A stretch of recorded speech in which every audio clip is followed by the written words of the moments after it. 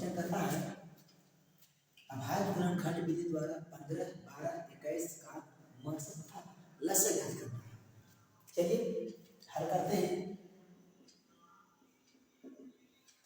हमें 12, 15, 21 का पहले बारी बारी से हम गुणनखंड कर लेते हैं, अभाज्य गुणनखंड कर लेते हैं।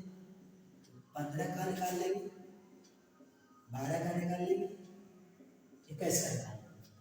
चलिए 3 से लग रहा है 5 बार में, फिर 5 से लग रहा है आपको 1 बार में, 2 से लगेगा 6 बार में, 2 से लगेगा 3 बार में, 3 से लगेगा 1 बार में, 3 से लगेगा 7 बार में और 7 से लगेगा 1 बार में। हम लोग तीनों का बारी बारी से अभाज्य गुणनखंड कर लेते हैं। अब हम क्या करेंगे, लिख लेंगे गुणनखंड कितना कितना आया। 15 का गुणनखंड आया 3 गुना 5 गुना 1। 12 का आया है 2 गुना 2 गुना 3 गुना 1 और 21 का आया है 3 गुना 7 गुना 1। अब हमें निकालना है क्या, मकसद ज्ञात करना है।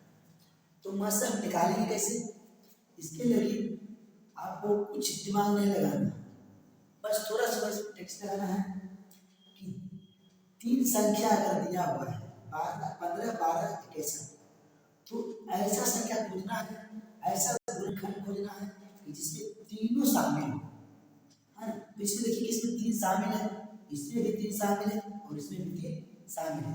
आपका मकसद 3 हो रहा है। अगर कोई संख्या और इसमें शामिल है तो उसको भी हम लोग ले सकते हैं। अब देखिए इसमें 1 है, इसमें 1 है, इसमें 1 है, तो हम 1 को भी ले सकते हैं। अगर कोई संख्या और अगर शामिल है तो हम उसको भी ऐड कर सकते हैं, है ना। इसके अकॉर्डिंग हमें और कोई संख्या नहीं मिला तो हमें आपका मकसद 3 हो गया। अब क्या ध्यान देना, लसा पर ध्यान देना।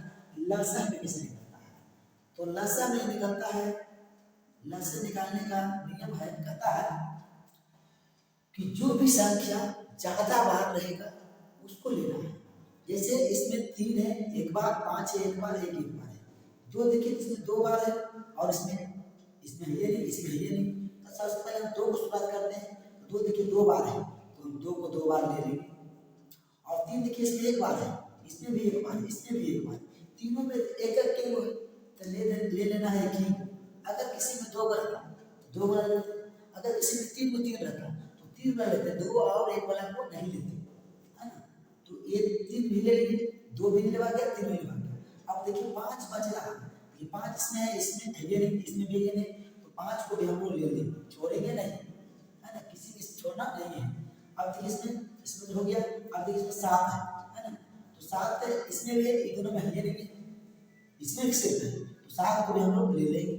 और एक तो तीनों में है तो एक ले लीजिए चाहे नहीं लीजिए, क्योंकि एलसीएम में, है ना, कोई फर्क नहीं पड़ता है 1 से गुणा करने पर।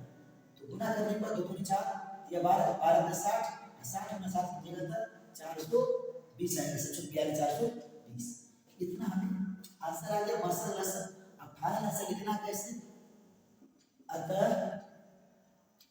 15, 12 तथा 21 का एचसीएफ, है ना, इस एचसीएफ भी लिखना चलेगा, है ना। इसी को हम लोग क्या बोलते हैं, मकसद। हमें आ गया कितना 3 तथा एलसीएम ब्रैकेट में लसा लिखिएगा तो चलेगा, है ना। एलसीएम भी लिख देंगे तो कोई बात नहीं। एलसीएम बराबर हो जाएगा 420। ये आपका हो जाएगा फाइनल आंसर।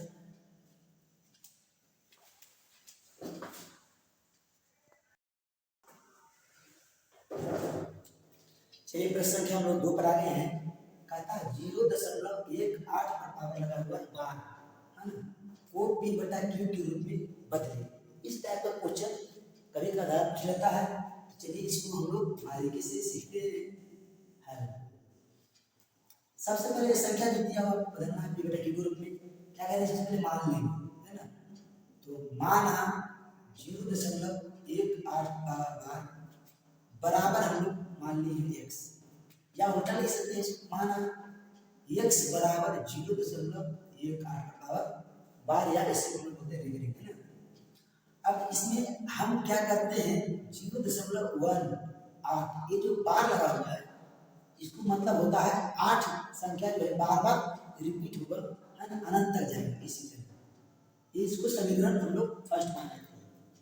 अब क्या करते हैं, देखिए संख्या कितना पर बार लगा, एक संख्या पर लगा रहेगा तो 10 से गुना करना पड़ेगा, और दो संख्या पर बार लगा हुआ रहेगा तो 100 से गुना करना पड़ेगा, और तीन संख्या पर बार लगा हुआ रहेगा तो आपको 1000 से गुना करना होगा।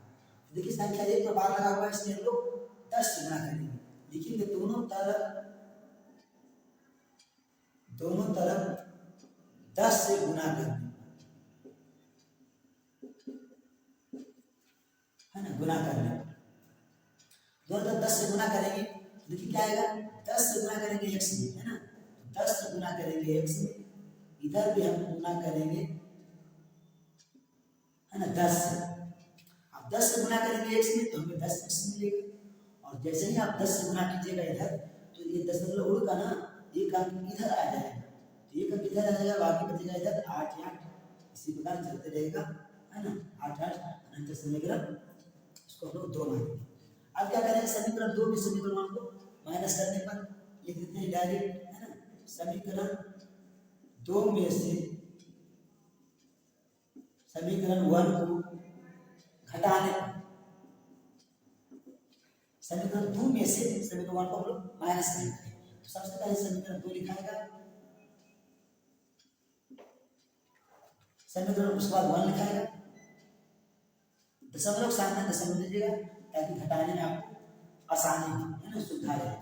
अब घटाने पर लिखें तो घटाओ चिन्ह पड़ेगा। अब दशमलव के बाद देखिए इधर इधर 3 है ना, 3 8 3 8 इधर भी 8 यहाँ से सेम आ रहा है, इधर घटाने पर हमें 0 मिलेगा है ना, तो इधर 8 में से क्या हो जाएगा 7.11 बराबर 10x में से 1 घटेगा बचेगा 9x। दशमलव के बाद 0 का कोई महत्व नहीं होता है, इसलिए है ना उसको नहीं लिखते। अभी गुना में ले जाएगा तो आपका भाग में हो जाएगा है ना, ना दशमलव लाएंगे तो नीचे कितना आएगा 10 है ना, दशमलव बढ़ेगा 10 आएगा, आप क्या आ जाएगा 17/18 बचे नहीं नीचे 10 10 नंबर 90, आपका x का मान कितना आ गया, यही आपका फाइनल आंसर हो जाएगा।